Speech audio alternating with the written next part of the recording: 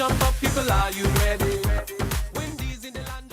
Well, a pleasant good morning and welcome again to On Tour. Of course, it's the cricket program where we look back at Sri Lanka's tour of the West Indies, and we got a really good test match on our hands. I'm Barry Wilkinson. Thank you so much for joining us. The action starts in just about 45 minutes or so, but we have a really good test match on our hands. You remember, the West Indies were 268 for 8 overnight after bowling the Sri Lankas out for 169. Let's look at the scorecard to tell the tale. 268, only adding 3 runs. The West Indies, 271 all out. Poor Rakeem Cornwall, he must have been dreaming overnight of having thoughts about what could have been a maiden test century. He was far off. He only added 1. He went for 61, and the West Indies 271. The lead, 102, but by the close, Sri Lanka had made a fantastic response. 255 for 4, led by Oshando Fernando's 91 and Lahuru Tharamani, who made 76. In fact, they took the total from 8 for 1 to 162 in a wonderful partnership that really rocked the West Indies. And at that particular stage, even though 2 wickets fell late on in the day, I would say at a 153-run lead there by the Sri Lankans, the match could very well be even Stevens at this particular stage. Well, let's go straight to our panel, of course, led by none other than Sir Clive Lloyd, the former Ghana and West Indies Test captain. And we also have Philo Wallace, of course, who's the Barbados and West Indies former opening batsman. And our BBC international correspondent is Johnny Barron. Gentlemen, we have a good test on our hands. Philo, let me start with you this evening. 153-run lead, 6 wickets in hand. How do you see it? It's a very good position for Sri Lanka to be in. It just goes to show the depth of their batting and their cricket. Johnny alluded to it yesterday, and they've done the same thing against England. They were bowled out cheaply in the first innings, and they came back and had a big second innings total. West Indies need to be very careful here. The Sri Lankan batsmen look very comfortable. The second new ball is obviously available, and they need to strike early, but it's a very good comeback from Sri Lanka. I love the discipline they showed, all the batsmen. You know, Johnny, even though Sri Lanka were beaten in the T20s and they were beaten in the ODIs, what we did see from them was fight. And that continues to be the hallmark of Sri Lankan cricket. And we're seeing that again. How do you read it at this particular stage, Johnny Barron? Sri Lanka are a very tenacious side. I think they always have been, haven't they, over the years? If you look at some of their performances when they've had their backs to the wall, and they very much had their backs to the wall after the first couple of days of this test. But my word, haven't they batted well today? And as I mentioned yesterday, you know, they've been tumbled out for, I think, under 200 5 times in the last 9 innings. But they've made 300 plus and some big scores of 300 plus 3 times in the last 4 test matches, including back-to-back 359 and 389 against England in the last couple of games they played against them. They're a really well-equipped side with the bat. And actually, if you look at their numbers, they've got 4 or 5 players who average mid-30s, late 30s, which is the kind of territory that the West Indies would love to have. Sir Clive Lloyd? Well, I think it's evenly poised, Barry. I think we missed a trick in not trying to get more runs in the first innings. We had a lot of balls, but we didn't score off them. And I think that is the situation. They set us back a little bit. They have a 100 lead. I probably thought we might have probably put on another 30 runs today, but we didn't. And that set us back a bit. But the point is that our bowling did look a bit pedestrian today at times. And I think it's, you know, we that area we've got to look at carefully. Our catching hasn't been too good too, even in the one-day games. So I think our fielding, we have to do a lot more work with where our fielding is concerned. But as I said, it's evenly poised. If they can knock them over and they have just 200 odd to make it, would be quite interesting because the wicket is still playing fairly well. Now, you know, Philo, let's start from the very top. Sir Clive just alluded to it. The West Indies would have been looking for 30, 40 runs would have been a bonus. But things didn't start well. It was very early on and it was spot on. And poor Rakeem Cornwall was denied what could have been a dream at 3 figures for him. What did he do wrong? Well, obviously, I think that the ball did what was right. I got the ball to net back in off a length and castled him. He played down the wrong line, looking to execute a drive, and he was bold. And that was the frightening thing for me, to see the left hand team getting the ball to swing back in so sharply. And that is that's things that concern me going into the second innings, because if we have maybe 250, we won't look at 250, but anything at 225 runs, they need to be careful. I thought the Sri Lankans this morning, all their bowlers were spot on, and they did not let their foot off the gas. They kept their foot on the gas and bowl us out quickly, and that is what they wanted to do. And then obviously they turned the bat. We saw what they've done so far. But again, when you get your bowlers striking early on that morning, it really gives you the impetus. I'm glad you mentioned that in terms of what's going to be a target that might be a bit unchaseable. Johnny, conditions are going to matter for everything. At the moment, they look pretty good. How do you read the pitch and the conditions with the West Indies probably chasing something over 200 runs? Well, the conditions, it's a really interesting one. Actually, largely the narrative today was that the pitch had flattened out. And if you actually look at the history of this ground, scores do get progressively bigger after the first innings score. So I think 291 is the average first innings, 335 is the average second innings. And if you bear in mind that this game is slightly more advanced than you would otherwise expect at the Sir Vivian Richards Stadium, you would suggest that actually these are the best conditions for batting, and that may well continue tomorrow. I think the danger is if Sri Lanka get too far ahead, their left armour, Embaldenia, will be an absolute nightmare in the fourth innings. A very good point. So, Clive, now let's fast forward to the batting of Oshando Fernando. Let's talk about him. Were you impressed by him? A 28-year-old from Colombo. He was looking for his second Test century, which was not to be, but he made a polished 91. How do you assess Fernando's innings? I don't know if you've realized, Barry, over the years, I've seen Sri Lankan players. They're well coached and they understand the game very well. And you can go back to the Sangakaras and Jayawardenas. These guys look good. I saw Jayawardena the first time he played, it was in Dubai, and he reminded me of a Rohan Kanai. Drove extremely well. He was just a perfect sort of looking batter. And most of their batsmen, the young ones are coming through. They're well coached, and that's one good thing you can say for that they have. They're good coaching system, and I think that these guys have shown it. You can see they pierced the field. They bisected him quite well, and it was a top class innings from these two, and it put them in that position. If we'd made a breakthrough like we did in the first innings, then probably they would have been on the back foot. But they've batted extremely well. Fellow Thurmani, we saw some of him in the ODIs, so we know what we were to expect. He also has a bit of class about him. He fell for 76. Your thoughts on his innings? He's been around for a long time, but he's a former captain as well. But what I like about him is he has patience, and he has his game organized. When he first starts his innings, he's a little scratchy. He looks to hit a lot of balls to the leg side. But once he gets in, he plays extremely well. And I thought today he showed the patience, the commitment, and he read the game very well. He lost the captain early, and he decided, look, I'm going to knuckle down. He's facing 201 balls to 76 runs. He only hit 4 fours, but he batted well. He weathered the storm. When Roach came back and got him out, Roach said he doesn't want to bat me. I thought he got a good delivery, drove at length, and the ball nipped back and hit his off stump. But when you look at how solid he is in defense, and he's well organized, you know that he's someone that they are relying upon in this series to really anchor the innings. And I thought he played wonderfully well. And then when he combined with Fernando, the icing was on the cake. Yeah, that partnership was worth 162 runs. They were 8 for 1, and then they went up to 170 before that next wicket fell. And that is what really would have dented the West Indies' hopes there of trying to get the Sri Lankans up for a very cheap score. So congratulations to Sri Lanka, congratulations to Thirmani and Fernando for that wonderful partnership. It was then on to see how well the West Indies would bowl.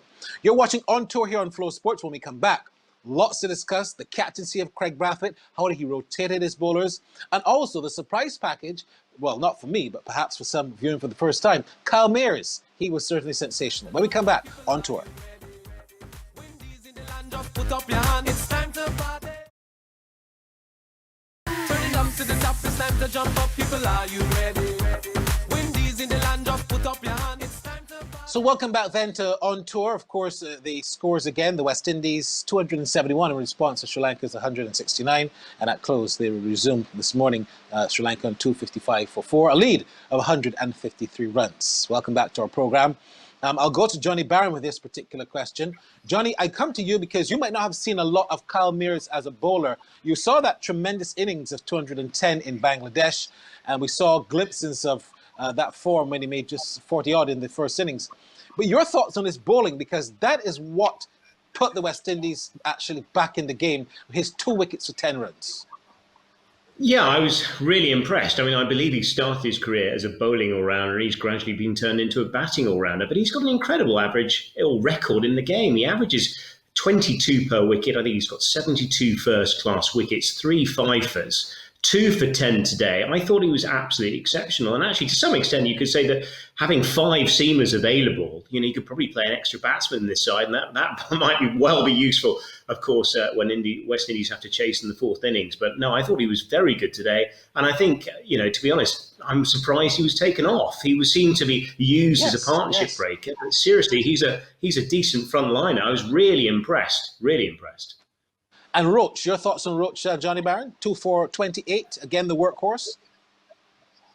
Yeah, I think he's done very well. I mean, he was dropped, of course, in that second game in Bangladesh. He's come back strongly, and there's 3 in the first innings, 2 in the second innings. And at that point, actually, when Roach took that wicket, you really thought West Indies were going to drive home an advantage. 3 for 18, I think, fell. And bear in mind that that Sri Lanka lost 5 for 18 in the first innings. At that point, the West Indies had a great advantage, but it wasn't quite to be.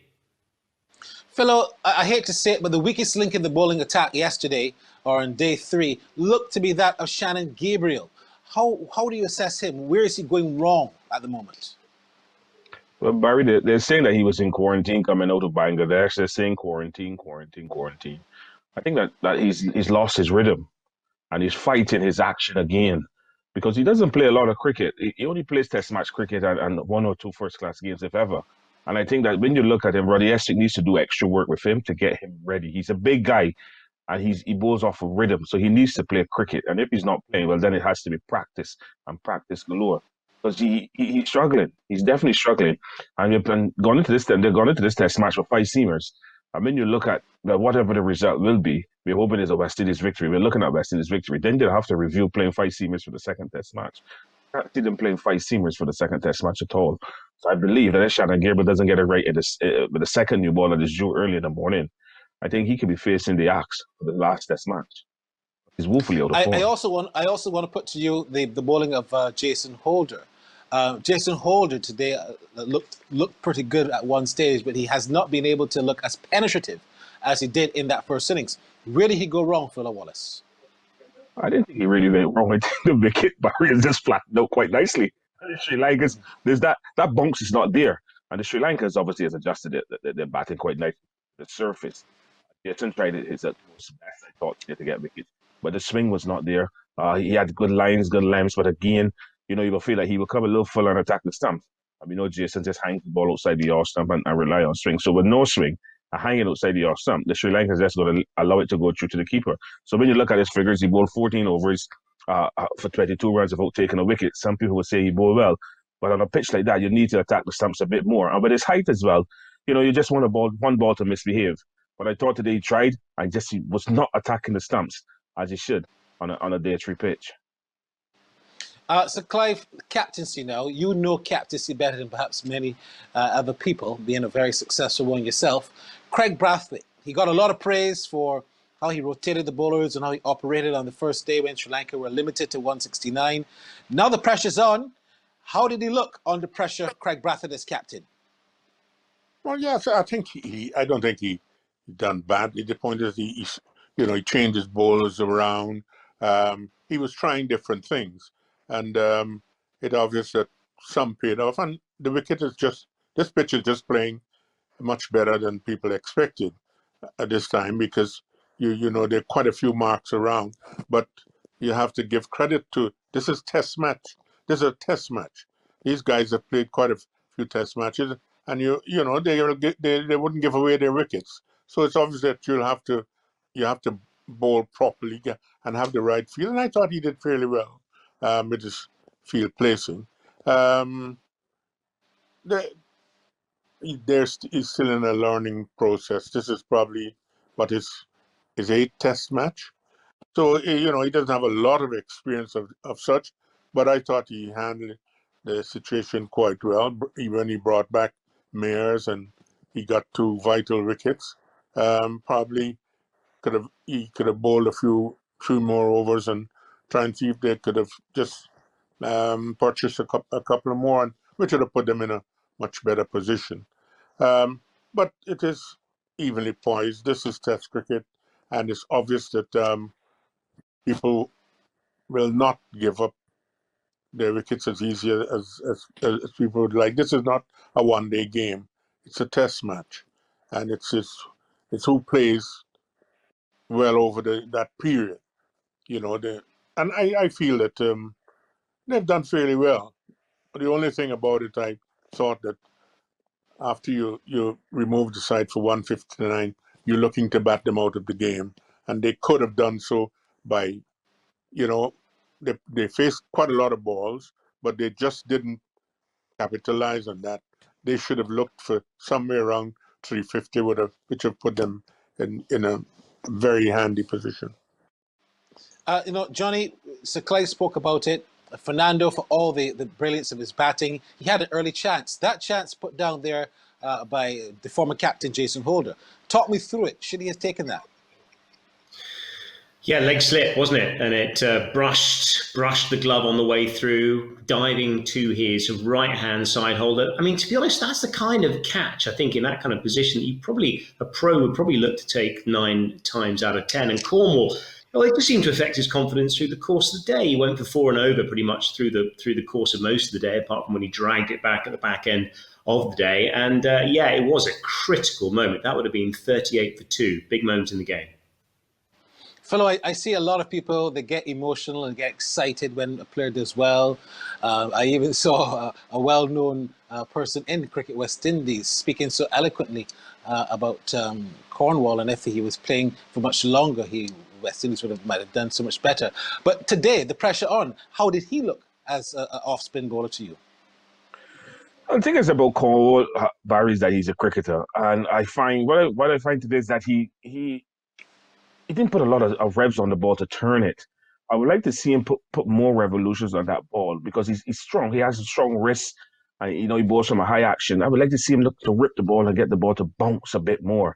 I don't think he puts enough body into it, but he held his own. The pitch is playing well. The Sri Lankans are accustomed to spin, and we expect him to obviously fight a little harder to get wickets. But he's very calm. I know inside there must be that other dimension that he doesn't show, but sometimes he just holds his head.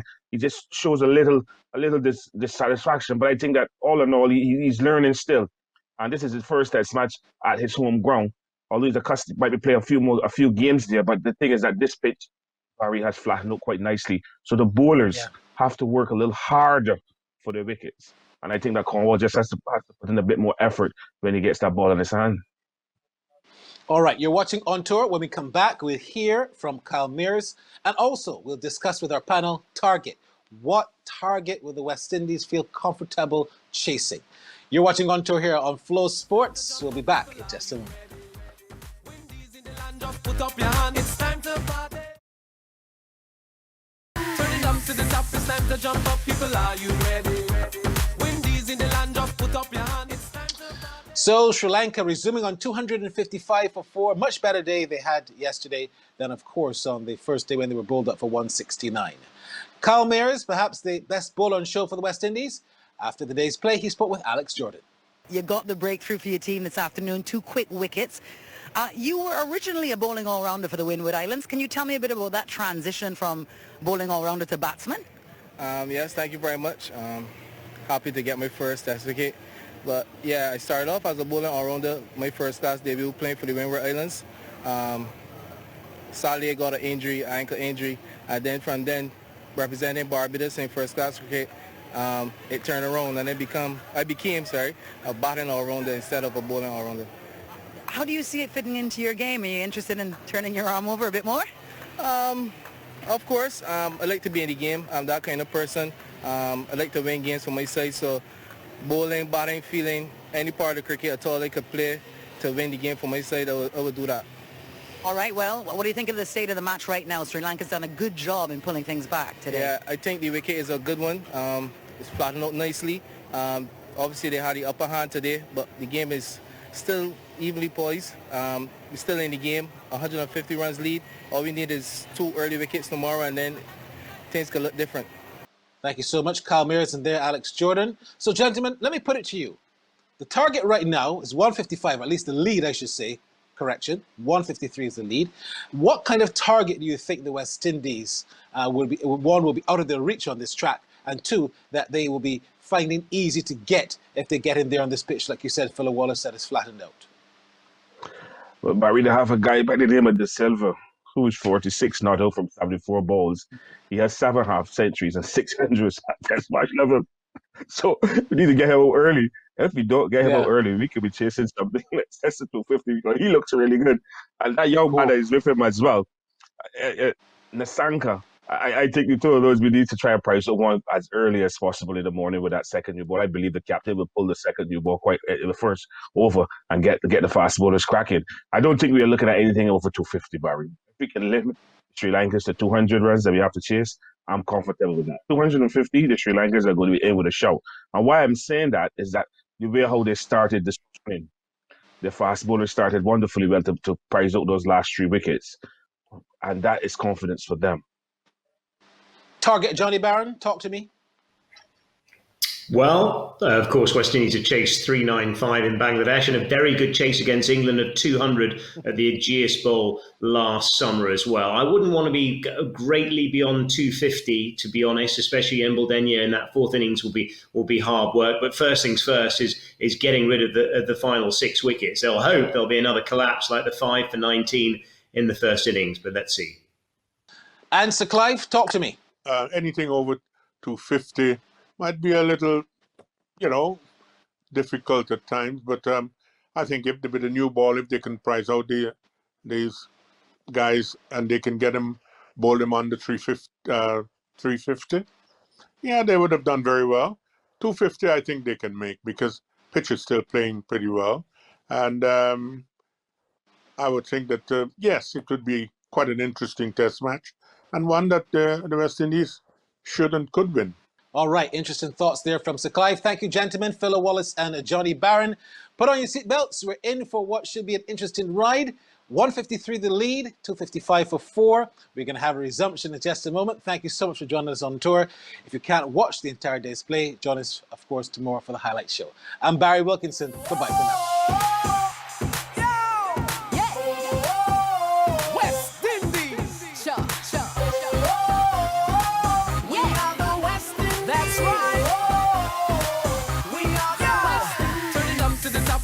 Jump up, people, are you ready?